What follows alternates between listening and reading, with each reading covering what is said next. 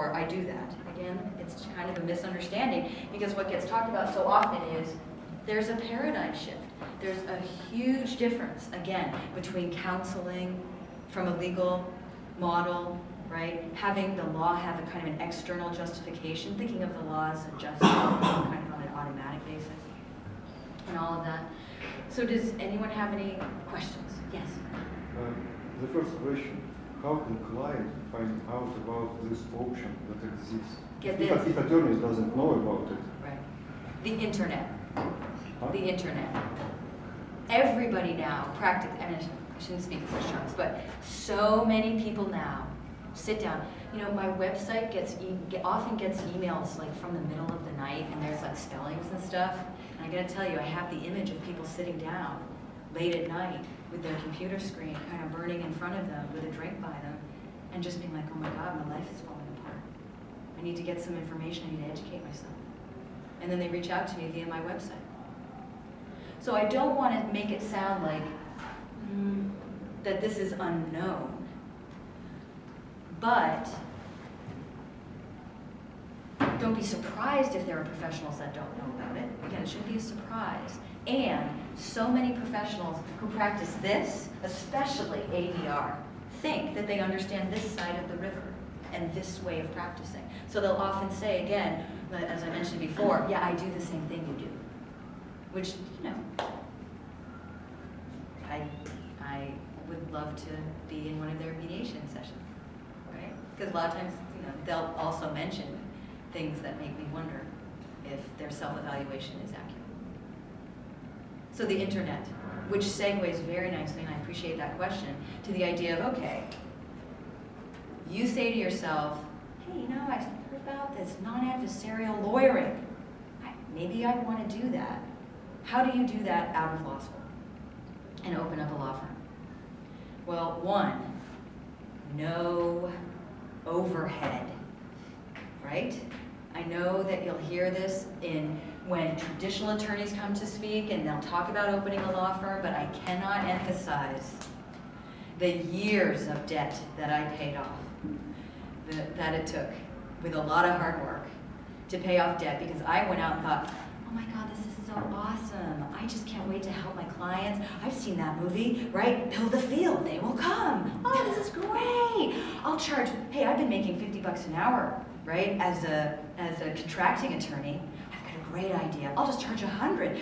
There'll be millions of clients coming in my office. This is gonna be great. And I sat there in that fancy office with a humongous paper copying machine. I don't know what it was thinking. Like, I thought I was doing this. By the way, this is not paper heavy.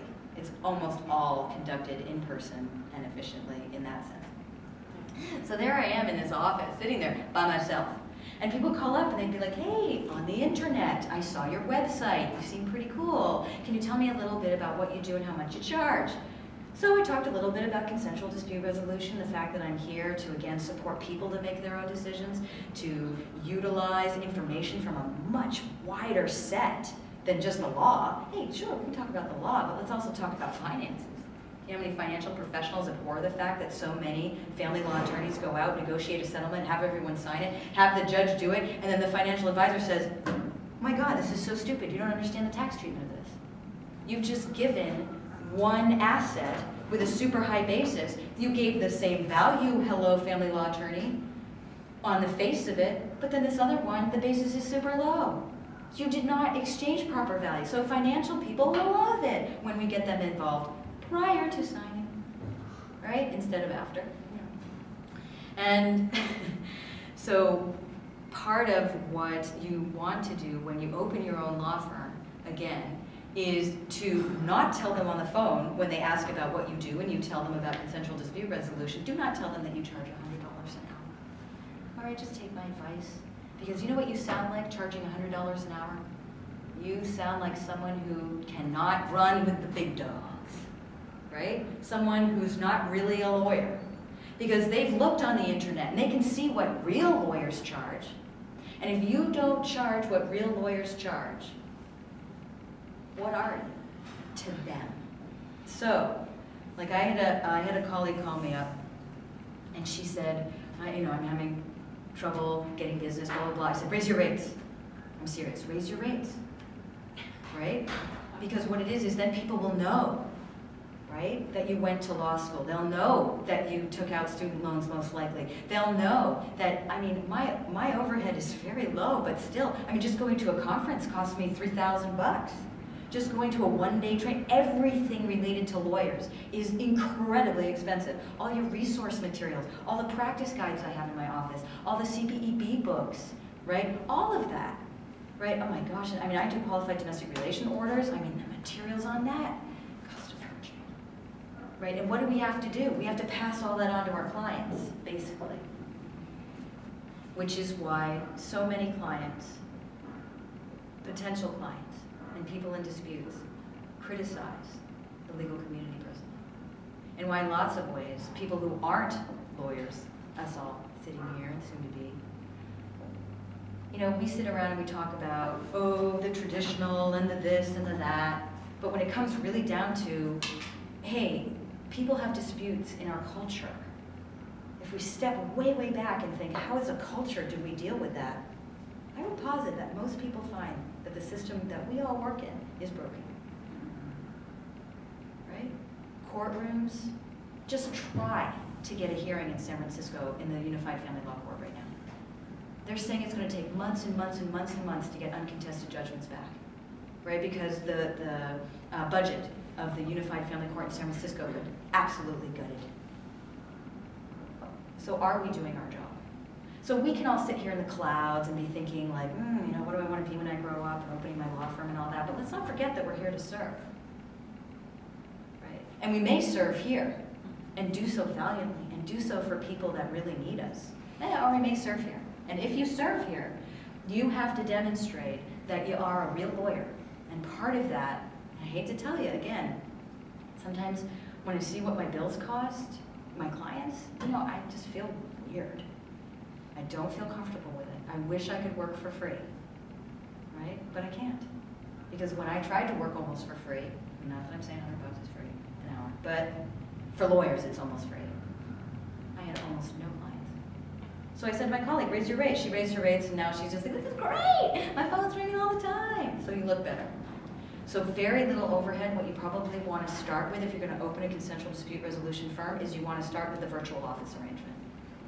Right? So you want to work at home, make sure you have a home that's decent to work in. I mean, I have a beautiful home, and that means that I can work 24 hours a day, 7 days a week, and not feel really sorry for myself, right? I can get fresh air, sunshine, you know, look over at my neighbor's yard, all the pretty flowers, right? That helps me stay grounded. That helps give me perspective, right? Virtual office, have 10. Maybe that's too much, but you know what I mean? Like you can say, where will my practice naturally grow? Maybe San Francisco, maybe Oakland. I've had offices. I had an office in Marin because I know tons of people up there, right? I loved the legal community in the consensual dispute resolution and collaborative practice, right? I just thought, wow, these guys are great, so I want to practice with them. Yeah, but you know, it's so far. And so I just stopped that. And you know what you do when you just have a virtual office? You take it off your website. Boom, it disappears as your address. There you go, that easy. So you really want to think ease, ease, ease, lack of overhead, right? So as we talked about before, what's the big way for you to get clients? Internet, website. I don't care if you want to spend $15,000 on a website. I got to tell you, it's probably not money that you'll feel bad about. Right? So website, website, website, if you're going to do consensual dispute resolution. Why? Because remember how we talked earlier about there's not associate jobs doing consensual dispute resolution. And if you open up your shingle and say, hey, I do both, and then you go out and you do, I mean, I don't know if you guys have gotten any information from professors or other folks that do adversarial lawyering, but what I was told when I opened my own law firm is go to people who do what you do and say, hey, you're like super experienced and you're getting tons of phone calls every day that you can't service that many clients. Why don't you just send some of them my way? And if you want to do, I don't know, like employment litigation, maybe an employment litigation super experienced senior attorney will shine beneficently on your practice and say, yes, I will give you my overflow calls, right? But as we talked about earlier, there's not tons of this. Not everybody's sitting there going, oh, I'm turning away mediation clients. I'm just turning them away like crazy. Actually, you know, the average Joe lawyer is going to be like, oh yeah, I feel blessed that I'm even, you know, just able to keep my practice afloat, doing just this. So you want website, website, website. Be a voice. And connect by jumping over the legal profession. And this is that moment that I have to tell you something that makes me very sad. And it's something that I have said I hope is different by the time my career ends. Right now in the Bay Area, if you go and have that conversation, hey, you know, I've read that book, How to Start a Law Firm by Thunberg. I've read I should go and get Overflow. Hey, consensual dispute resolution attorney, will you give me the Overflow? I didn't only hear, well, I'll tell you the two things I heard. I heard, are you bananas? Why would I ever give away a consensual dispute resolution case? They're so rare. Like, there's not Overflow. I'm keeping every single call I get. Okay. But then they also said something else. They said, Unmani, are you being ethical by going out and practicing consensual dispute resolution without having experience here? And what I said was well, but wait a minute, what I do is totally different, right? I mean, this is, hello, like the, you know, supporting people, wider information field, being able to facilitate discussions, being able to bring in notions of how do people act when they're anxious, behavioral concepts, communication concepts, right? Powerful non-defensive communication, nonviolent communication, right? People who practice this need to have skill sets, right, from other resources than law school. You either have to become great at, again, reading people. You have to be able to empathize with them. It's not the easiest thing in the world. I mean, honestly, try empathizing with somebody who's, you know, telling you that you stink. You know, which I hate the mediator. That's every mediator's favorite client when you realize you get one of those. Occasionally what clients will do is they'll unify against the mediator because it gives them common ground. And all you can do is constantly open the door. Let's assess our options. Right? One of the options is that we stop working together. So you always want to open the door all the time for them to make choices based on their discomfort or their judgments or opinions. And so, you know, whenever I get those clients that start, you know, doing the mediator hater thing, I mean, what I always try to do is remember, hey, look, guys, I make my money. Little do they know, I try to keep my overhead very low so I can keep that integrity, right? And so I can just say, guys, let me transition you to a new mediator. You are doing one of the most important things of your entire lives. You're restructuring your kid's family. If you don't have confidence in me, if you don't have confidence in my ability to create a safe container and have you make informed decisions, let's get you somewhere else. Let's get you over here, or let's get you over there. But please, don't come in here because you feel like I need you. And then, you know, what happens every single time? I'm not once have people be like, yeah, okay, you stink, you're fired. What they always do is this, oh, well, I mean, no, we're fine, we'll talk with you, right? And that serves them. So if you're going to be ready to deal with people that have an I mean, I also have the opposite end of the spectrum. I mean, people who hug me and, you know, then want to socialize with me because, again, clients are going to project onto you what kind of their needs are and their way of digesting the situation. If you, as a consensual dispute resolution attorney, haven't spent what feels like millions of hours reading books on communication, reading books like Difficult Conversations, Lawyers as Peacemakers, Powerful Non-Defensive Communication, you know, all these kind of resources that we have that might be used by, get this one, mediator mental health professionals.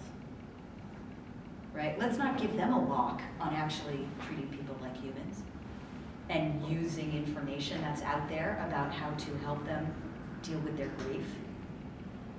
Right? Here, in the skill sets that we learn in law school, I mean, most of the time we try to herd them into, look, can you just kind of stick to the facts? You're sort of being all messy. Can you just not really, can you just answer my questions, like specifically, because hello, I have got time.